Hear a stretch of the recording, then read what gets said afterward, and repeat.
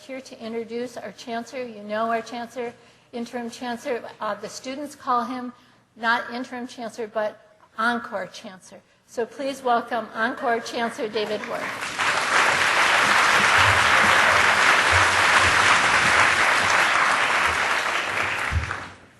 Well, why am I back?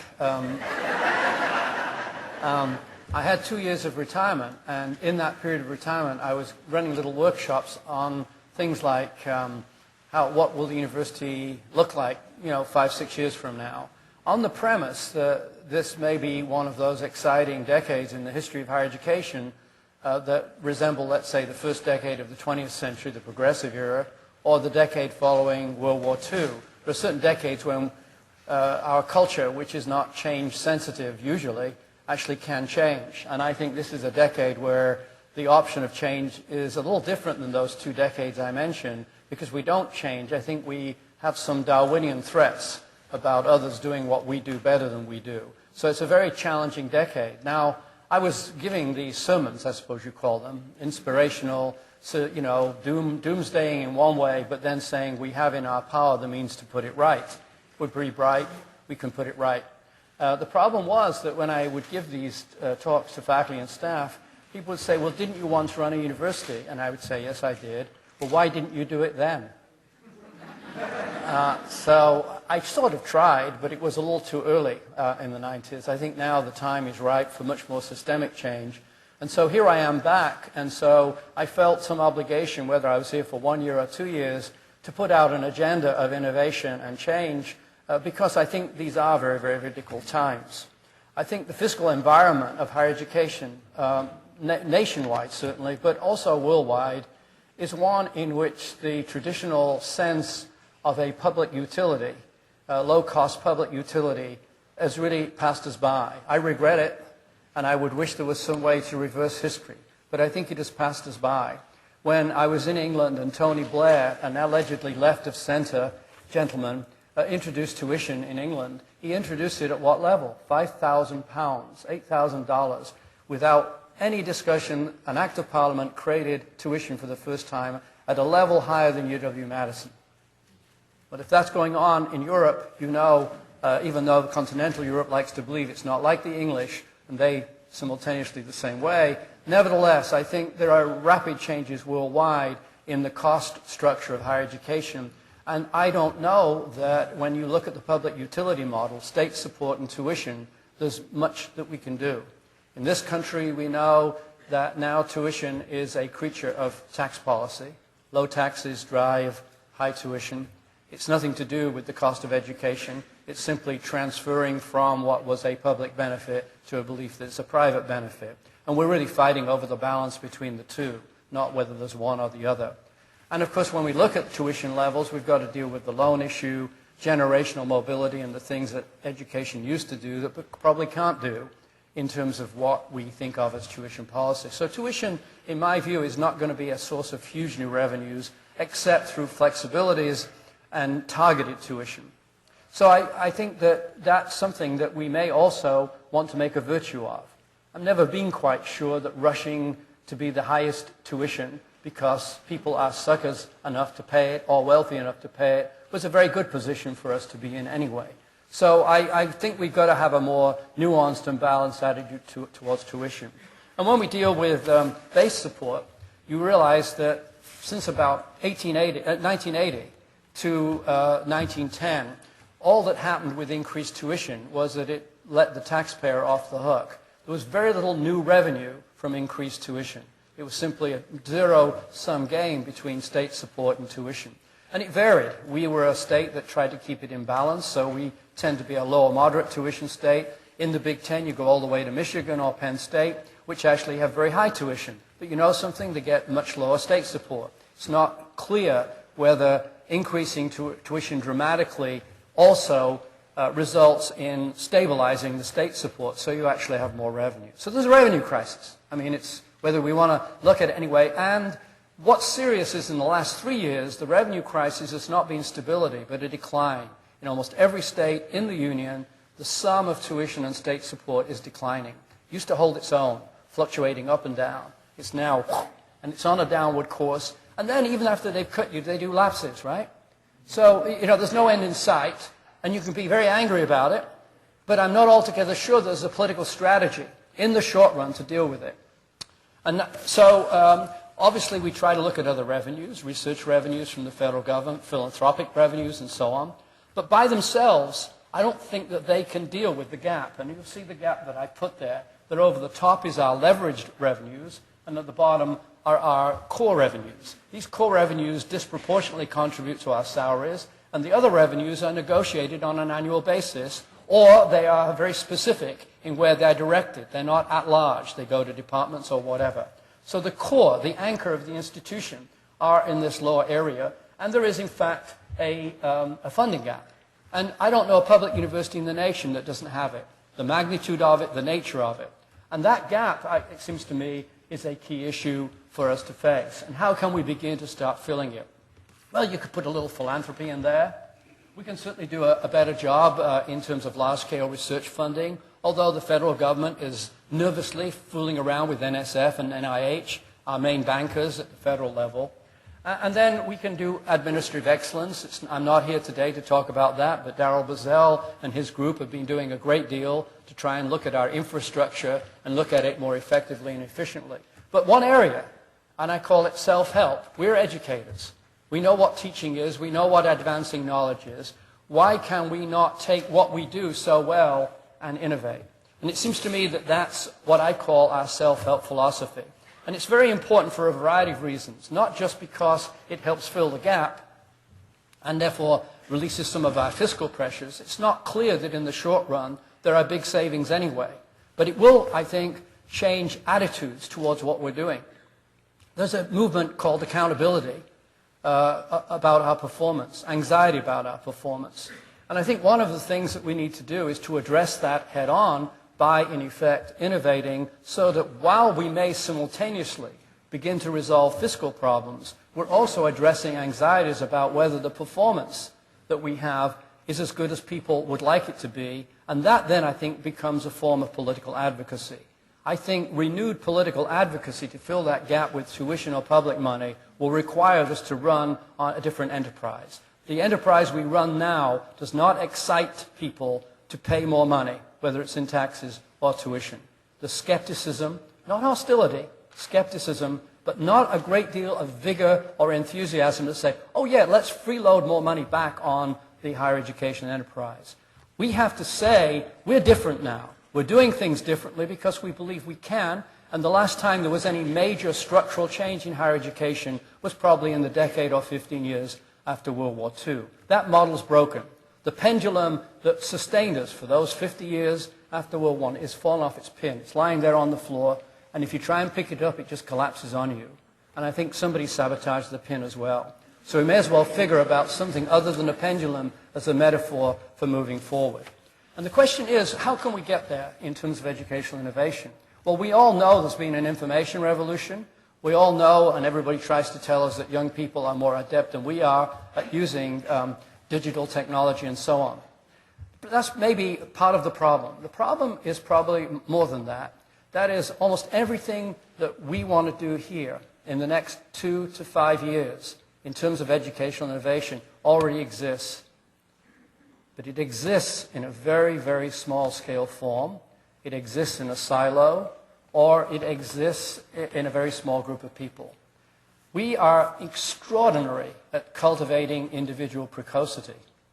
We are one of the weakest structures for internal communication and collective action of any large institution in the world. And that's interesting because our values are allegedly a trade-off between collectivism and individualism. We often resent a society that's becoming hyper-individualistic. And yet, our self-view in the university is that we are independent contractors, allegedly to provide 4 courses if you're in L&S, sometimes more, sometimes less, and to do a little research, and in turn for that you get a salary. Is there a concept of a collective ownership of a curriculum? In some programs perhaps, but it is not the strongest value in the enterprise. The individual value is a much stronger value. Now we will discuss that philosophically about the society at large, but we might in effect think about ourselves. We may be in fact the last petty bourgeois world existing, the independent contractor doing small-scale things very creatively and with a great deal of inner verve. I'm not sure that will get us through these changes. How can we harness the innovations that are out there? And I think that really is where we have to decide what are the entities, what are the decision-making units. And one of the problems there may be that the departmental structure is really either 18th century in its origins, like botany and zoology, could be 19th century in its origins, like my discipline, geography or history, could be 20th century in its origins, something like, let's say, computer science. But these boundaries are boundaries that have very little of a sort of curricular organization to them. They've, again, grown like Topsy from below. So I think one of the things is to have a transdisciplinary or interdisciplinary concept of who are the people on the campus, who are the scholars who are most like you, who might want to do what you want to do pedagogically.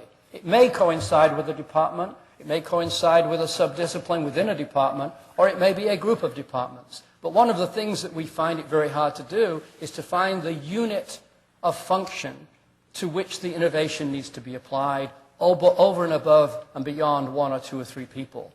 So I want to suggest that one of the big things that we need dialogue about, and I love merger movements amongst departments. Did you hear, is it comparative literature and folklore emerging? Oh, it's brilliant. Now there's 15 people. 15, you know? And we all know that the best functional unit for 21st century infrastructure is probably between 50 and 75. The average department size is a little under 20. So, you know, there's lots of interesting issues here. And who would say that the intellectual division of labor, based on probably the average, let's say an average of about 1910, that such an arrangement is perfect for the year 2013?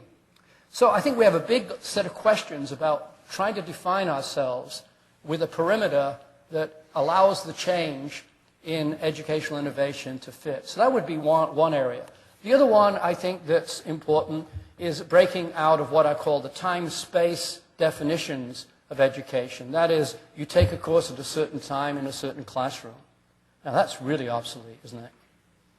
I mean, the idea that we would confuse students and confuse our own effort to deliver learning by insisting that if you want to take a particular course, it's taken at 11 o'clock on Tuesday and Thursday. There's no need for it anymore. And why do we even need the classroom except for the discussions that reflect on the content that you can get just in time anywhere you want if in fact we know how to do with online learning more effectively. And then of course the issue of the classroom itself. The classroom has always been a venue for the transmission of material. It's theater. And we're in the post-film generation. Where are the producers and the directors and the lighting? All the things that convert something that used to be theater to something is film. And we're way beyond film now. We're in just-in-time streaming.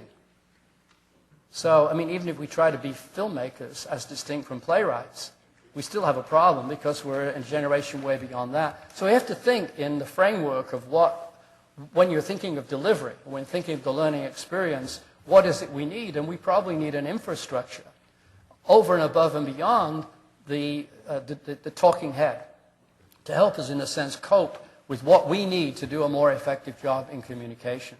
So I have a feeling that our infrastructure, the kind of way, the support structure that we have, needs to be sort of rethought. And I think many schools and colleges are doing this.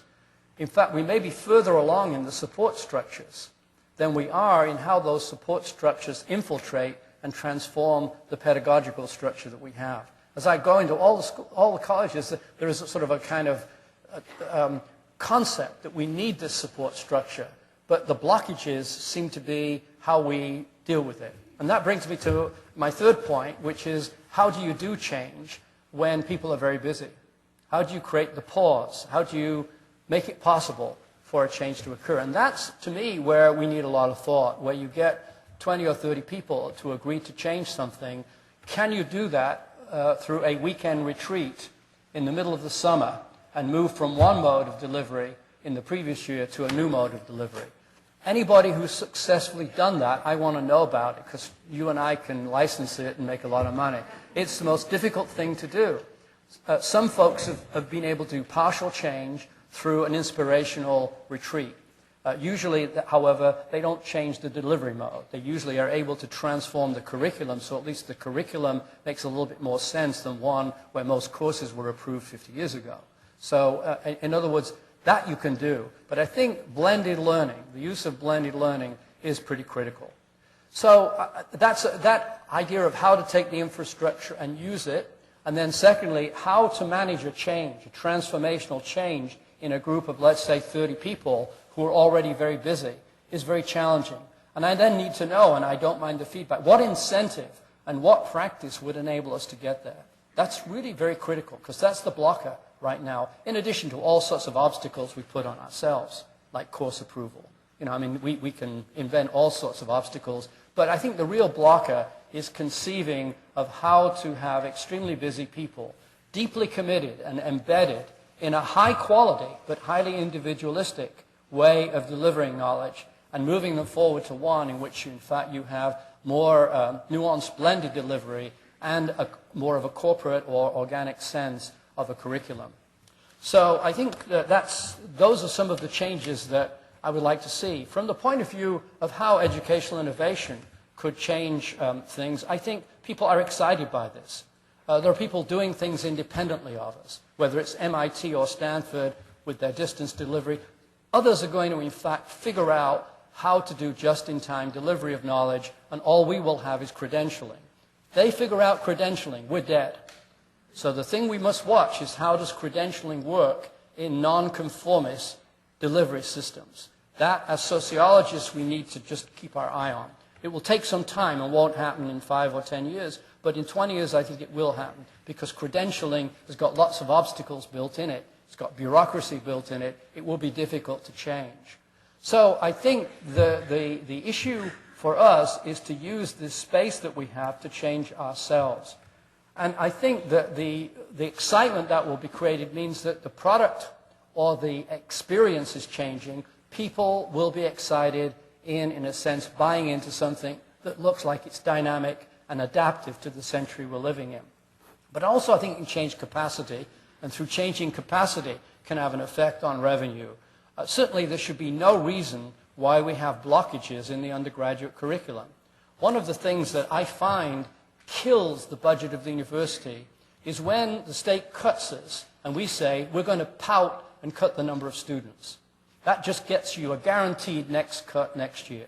There's nothing worse than going to any legislature, here, Europe, wherever, and say, how dare you cut us, we're going to take less students. Well, there's nobody in their right mind believes that that's needed. Economies of scale, the idea that through technology we could certainly remove blockages, we could remanage the time at which certain courses are taken. This is not rocket science or brain surgery, to use all those 20th century metaphors.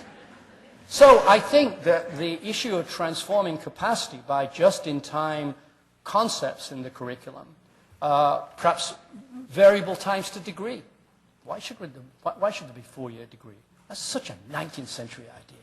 Everybody takes 4 years. 20th century idea is there's a correlation between age and cognition. I remember when I was 16, they made me read poetry. It was terrible. An English teacher thought I was helpless. And then at 22, I came here and I audited a course in English poetry, right across here when I was in Science Hall. I loved it. Because this thing here, at 16, just couldn't deal with that stuff. At 22, it could. So does that mean I failed poetry? Because at 16, I didn't get it, but at 22, I loved it? And we have all sorts of, we're the age of standardization. I mean, what are we measured on? Not variable outcomes of variable brains, but standardized outcomes of brains that vary. What a strange thing to do. Why would we measure variability through standardized measures, other than perhaps some sort of minimum concept? So accountability itself has lots of problems. What we're measured on is really a set of, quote, standards. What is the name of the late 20th century and the early 21st century in terms of production? To use a very simple analogy, it's customization, just-in-time customization. Now, isn't it ugly to think of a corporate concept in higher education? But isn't it a thing of beauty, just-in-time variability, just-in-time customization? I don't find that very ugly. I find it so much more aesthetically lovely than standards. Standards are the 19th century and the 20th century. Customization is the century we're in. How do we deliver customization? If Toyota figured out how to do that, is it ugly? Is it bad and we can't copy it? Or is it actually a thoughtful way of rethinking what we do? Now, we can't do it their way, and I wouldn't want to do it their way because I don't like the colors. I like the engine. So we can, in fact, I think differently about how we want to put things together. And finally, I think that online learning, delivering the goods that we do, like MIT and Stanford right now, particularly professional master's degrees or undergraduate certificates that provide a kind of quasi-professional job arrangement for people who ought to do the liberal arts degree, sort of giving a sort of double-edged sword to their educational preparation. The critical thinking, the generalist thing, which is so important to life and to jobs, but then perhaps a certificate of 12 credits that could be delivered online parallel to the other courses. And we all know there are lots of ways in which a professional master's degree could be a revenue source. Why does Phoenix get all the low-hanging fruit? Why can't we get the low-hanging fruit? So I think there are some revenue implications, but we need the capital, the time, and the strategy to get there. All of this, it's not the vision that's missing, it's how we can get there. This is the hard part. And of course, we are structured by departments. We're structured as what I would call independent contractors. We have a governance system that theoretically should work to create very flat management, but in effect it's not quite agile enough to move the change, although I think it gives great legitimacy to change. So what we need to think about is not just where we want to be, because I actually think at the individual level we know that and we know we can get there. It's how can we organize ourselves to do it at a different scale and within perhaps a slightly different taxonomic framework of knowledge. We can get there. All the richness that I saw upstairs this morning, which itself had some siloing characteristics to it, we can in fact transform who we are.